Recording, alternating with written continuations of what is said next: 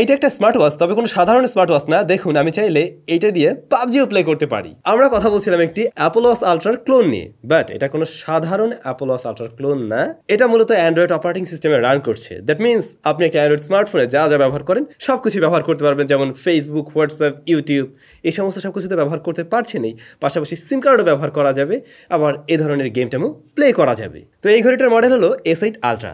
Right now Bangladesh market বিবেচনায় সবচাইতে কম দামি অ্যান্ড্রয়েড স্মার্ট ওয়াচ। অসংখ্য ধন্যবাদ SHARE.com-কে আমাদের কাছে এই রিভিউ নিতে পাঠানোর জন্য। তাদের কাছে আপনারা এই ঘড়িটা রাইট নাও পেয়ে যাবেন। ভিডিও ডেসক্রিপশনে SHARE.com-এর ইনফরমেশন সবকিছু দেওয়া থাকলো, তাদের সাথে যোগাযোগ রাখতে পারেন। তাহলে এই ঘড়িটার কোন পার্ট থেকে শুরু করব?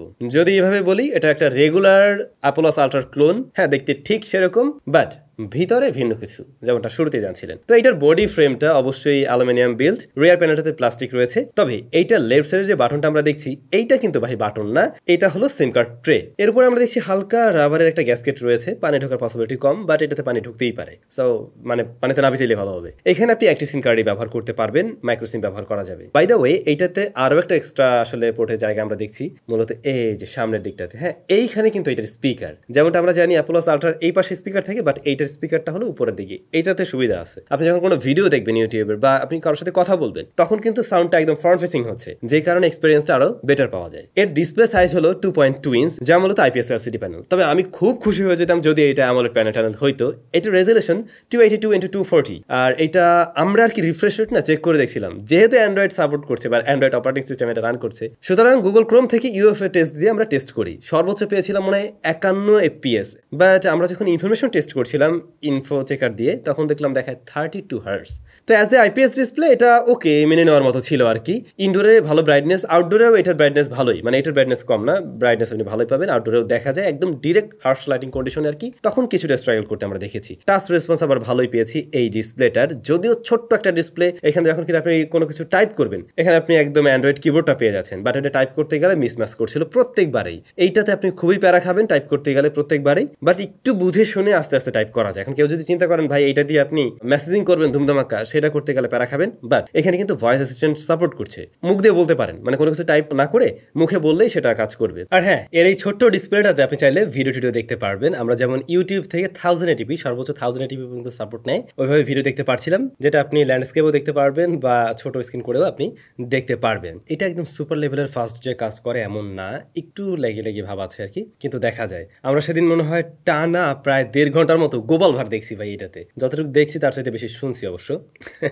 সো চাইলে এইভাবে সময় কাটানো যাবে, ভিডিওটি আপনারা দেখতে পারবেন। আর হ্যাঁ, কালার টালার মোটামুটি ঠিক আছে, একটা ঘড়ি হিসেবে বা এইটুকু একটা ডিসপ্লে থেকে যতটুকু আপনার এক্সপেকটেশন থাকে ওটা ফুলফিল করতে পারছে আর কি। আপাতত ডিসপ্লে নিয়ে কমপ্লেন করছি না। এটা মূলত রান করছে অ্যান্ড্রয়েড 8.1.0। ইহা হলো অ্যান্ড্রয়েড অরিও, যেটা অনেক আগেকার অ্যান্ড্রয়েড আমরা জানি, বাট এটার প্রসেসর হলো ইউনিএসওসি SC9832E। এটা মূলত 28 nm এর একটি প্রসেসর, যা মূলত কোয়াড কোর। 1.5 GHz হলো এর সর্বোচ্চ ফ্রিকোয়েন্সি। এটাতে 1 GB র্যাম রয়েছে এবং 16 GB স্টোরেজ রয়েছে। আলাদা করে মেমোরি কার্ড ব্যবহার করার কোনো সুযোগ নেই। Storage type eMMC 5.1। আচ্ছা, ছোট্ট একটা মিস্টেক হয়ে গেল, 1.5 GHz না, এটা হলো 1.4 GHz এর একটি প্রসেসর। হ্যাঁ, সো এই প্রসেসর আসলে এই স্মার্টফোনের সাথে 1 GB র্যাম নিয়ে কেমন পারফরমেন্স করলো। ফোন বললাম না, এটা ফোনের মতোই আসলে। ঘড়ি হিসেবে এর পারফরমেন্স ভালোই ছিল ভাই, খারাপ বলা যাবে না। এই পাশে যে একটা হুইল রয়েছে, অর্থাৎ এর যে ক্রাউন হুইলটা, এটা দিয়ে চাইলে আপনি মেনুকে স্ক্রল করতে পারবেন, আবার হাত দিয়েও কিন্তু এভাবে স্ক্রল করতে পারবেন। হালকা পাতলা মাঝে মধ্যে মাইক্রোস্টাটার লক্ষ্য করছি, মাঝে মধ্যে ল্যাগ পেয়েছি। অ্যাপ ওপেন ক্লোজ টাইম একটু বেশিই নিচ্ছিল, যেমনটা আমরা কিনা 7-8 হাজার টাকার স্মার্টফোনগুলোতে দেখি, অ্যাপ ওপেন হতে একটু যেমন টাইম নেয়। মাল্টিটাস্কিং এর বিষয় আসলে এটা দিয়ে আপনি মাল্টিটাস্কিং এ কাজ করতে পারবেন না। একটা অ্যাপ্লিকেশনে ঢুকলেন, তার কিছুক্ষণ পর যদি আরেকটা অ্যাপে যান, আবার পিছনেরটা ফিরে আসতে চান, দেখবেন ওটা ক্র্যাশ করছে, ওইটা নেই। ছোট স্ক্রিনে একটা করে কাজ করতে হবে। তো ইউআই নিয়ে বলতে গেলে নর্মালি ঘড়ির মতো থাকবে, জাস্ট আপনি রাইট থেকে লেফটে সোয়াইপ করলে দেখবেন যে টোটাল অ্যাপসগুলো সব চলে আসছে। হ্যাঁ, অ্যাপ ড্রয়ারটা আর কি। তো এইখানে আপনি অ্যাপসগুলো সব পাবেন, আর অবশ্যই গুগল প্লে স্টোর রয়েছে এখানে, মানে গুগলের প্লে সার্ভিসটা আপনারা এখানে পেয়ে যাচ্ছেন। দ্যাটস ওয়াই আপনি গুগল প্লে স্টোরে যতগুলো অ্যান্ড্রয়েড স্মার্টফোনের জন্য অ্যাপ্লিকেশন রয়েছে, এটাতে যতটা সাপোর্ট নেয় সবকিছু ব্যবহার করতে পারবেন। যেমন ধরুন অ্যাসফল্ট 9 কিন্তু এখানে আবার সাপোর্ট নেয় না, বাট আমরা PUBG নামাতে পারছিলাম, ফ্রি ফায়ার নামাতে পারছিলাম, এছাড়াও শেয়ার ইট বলুন, তারপরে আমরা আবার এখানে অ্যান্থোডো বেঞ্চমার্ক স্কোর দেখার জন্য ওইটাও নামিয়েছিলাম, টেম্পল রান, সাবওয়ে। তো এই সমস্ত অ্যাপ্লিকেশনগুলো নামানো যাচ্ছিল এবং সেগুলো ব্যবহারও করতে পারছি। কিন্তু কিছু অ্যাপ্লিকেশন দেখবেন রান করছে ঠিকই, বাট ফাইনালি আপনি সেটা হয়তো চালাতে পারবেন না। কারণ হলো স্ক্রিন সাইজ ছোট, কিছু জায়গায় কাট পড়ে। ফ্রি ফায়ারের ক্ষেত্রে বিষয়টা ওটা সেম ছিল, বাট টেম্পল রান যেমনটা চলছিল, সাবওয়ে এটাতে চলছিল, Facebook, YouTube, Messenger, even video কলিংয়ে কথা বলা, সেই সমস্ত কাজগুলো আমরা করতে পারছিলাম। এবার একটা প্রশ্ন থাকবে, ভাই ভিডিও কলিংয়ে কথা বলার সময় আমাকে কি দেখতে পাবে, মানে যিনি ঘড়ি ব্যবহার করবেন? না, এটাতে ক্যামেরা নেই, এই একটা জিনিসের এই মিসিং আছে। ছোট্ট একটা ক্যামেরা দিয়ে দিলে আপনি চাইলে এটাতে ভিডিও কলিংয়ে অপর প্রান্তের ব্যক্তিকে আপনার নিজেকেও দেখাইতে পারতেন। এখন আপনি অপর প্রান্তের ব্যক্তিকে দেখতে পাবেন, বাট সে দেখতে পাবে না, কিন্তু কথা বলা যায় আর কি। আমরা কিন্তু এখানে টফি নামিয়েছিলাম, বিকাশও নামিয়েছিলাম। এই তো ছোট্ট জিনিসের মাঝে মানে দেখুন অ্যাপস একটা আর দুইটা না, একদম ভৈরা নামাইছি আমরা ইচ্ছে করি আসলে যেটা কতটা নিতে পারে। যেহেতু 1 GB র্যাম, অ্যান্ড্রয়েড বেশ পুরনো, তো খুব একটা বেটার পারফরমেন্স এটা দিতে পারবে না, এটাই স্বাভাবিক। আবার অন্যভাবে চিন্তা করতে গেলে এটা একটা ঘড়ি ভাই হাতে থাকবে, মাঝে মধ্যে হয়তো আপনার প্রয়োজনে লাগতে পারে, ইন্টারনেট ব্যবহার করবেন হয়তো, সে সমস্ত জায়গা থেকে যেটুকু দিচ্ছে সেটা মেনে নেওয়া যেতে পারে। যেমন আপনি এখানে গুগল ক্রোম ব্যবহার করতে পারছেন, আপনার হঠাৎ করে কোনো কিছু সার্চ করার প্রয়োজন হলে আপনি সেটাতে দেখতে পারবেন। জিপিএস রয়েছে এটাতে, জিপিএস সাপোর্ট থাকছে, প্রয়োজনীয় কিছু সেন্সরস আছে আর কি। এইটাতে আসলে কতটুকু ব্যাটারি আছে এটা আমরা 100% শিওর না। আমি অ্যাপস দিয়ে যখন চেক করছিলাম তখন দেখলাম এটাতে দেখাচ্ছে 1800 mAh এর। এটা কোনোভাবেই ট্রু না, কারণ এত ছোট্ট একটা জায়গায় 1800 mAh দেওয়াটা সম্ভব না। আমার যা মনে হয় সর্বোচ্চ থাকতে পারে হয়তো 700 এর আশেপাশে থাকতে পারে, বা একটু কম হতে পারে। একটা অ্যান্ড্রয়েড স্মার্ট ওয়াচ হিসেবে এটার ব্যাকআপ ভালো বলবো আমি, মানে এখন তো নতুন, এই অবস্থায় ভালোই দিচ্ছে। টানা প্রায় 2.5 ঘন্টার মতো আমরা ভিডিও প্লে করে দেখেছি, তারপরেও এটাতে 21%-এর মতো চার্জ ছিল, এবং ব্রাইটনেস ছিল হচ্ছে গিয়ে মোটামুটি 45%-এর মতো। হ্যাঁ, এছাড়া আমরা যখন কিনা এটা দিয়ে মানে শ্যুট করার জন্য ব্যবহার করছিলাম, বিভিন্ন অ্যাপ্লিকেশনে যাচ্ছিলাম, মোটামুটি হেভি ইউজেসে দেখছিলাম এটা প্রায় 2.5 থেকে 3 ঘন্টার মতো ব্যাকআপ দিতে পারছে।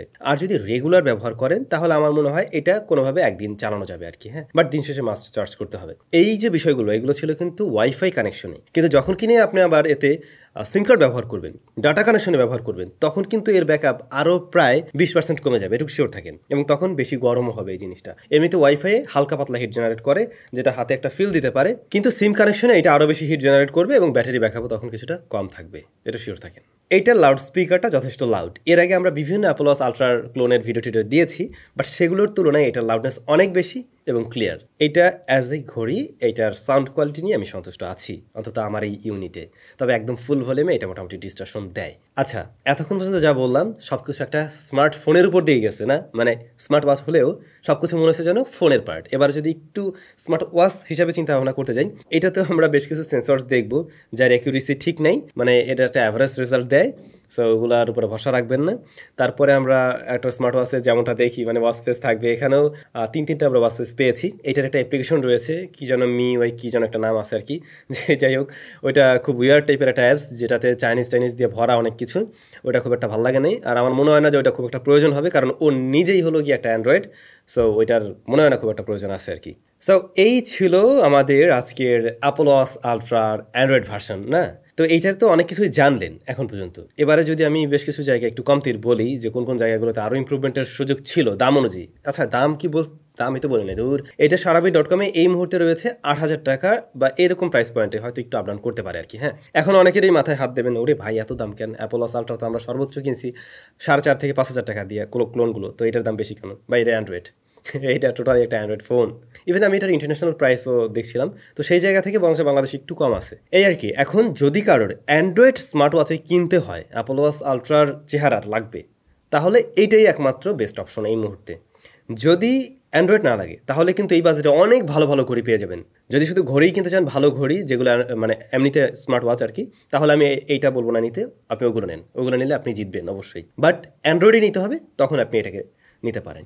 এখন যে সমস্ত জায়গায় ইমপ্রুভমেন্টের সুযোগ ছিল বলছিলাম না, এটাতে একটা ক্যামেরা থাকতে পারতো, সেক্ষেত্রে আমরা আরেকটু সুবিধা পেয়ে যেতাম। তারপরে এর অপারেটিং সিস্টেম, অ্যান্ড্রয়েডের অনেক পিছনের অপারেটিং সিস্টেম এখানে রয়েছে। ওরিও ভাই সে তো কবে খাই ফেলাইছি, তো এখানে নতুন কিছু অ্যাটলিস্ট অ্যান্ড্রয়েড 10 or 11 দিয়ে আসলেও আমি আরেকটু খুশি থাকতাম।